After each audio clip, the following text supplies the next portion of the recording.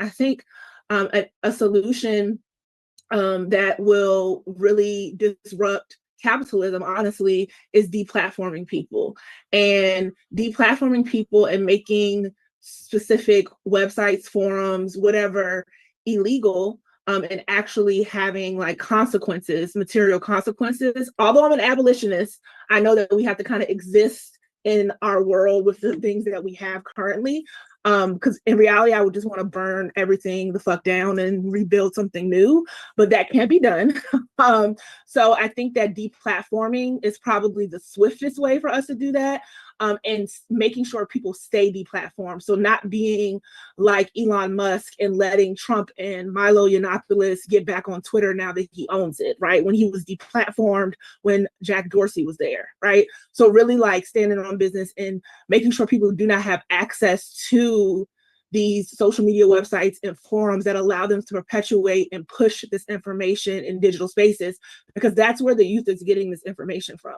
It's not coming from the man on the corner talking about it. It's coming from TikTok. It's coming from Reddit. It's coming from these different websites that are talking about it. And like I said earlier, there's a lot of nuance around the language that's being used that some of us who are of a particular age, we may not even know that's the language that they're using to talk about these things, right? So that's kind of my thoughts on that.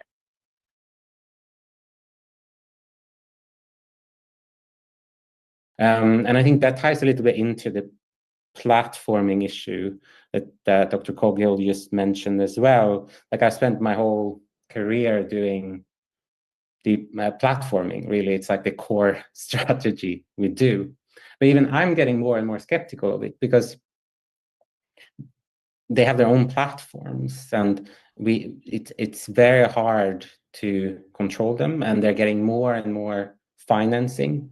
So they can, if they get kicked off somewhere, get an alternative. There's so many alternative platforms with huge reach now.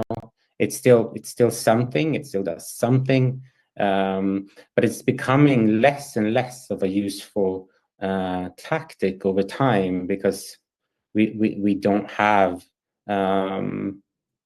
this sort of pressure to get people off these platforms anymore. X is one of those cases, but it's true for TikTok, and it's true for all of them now, really.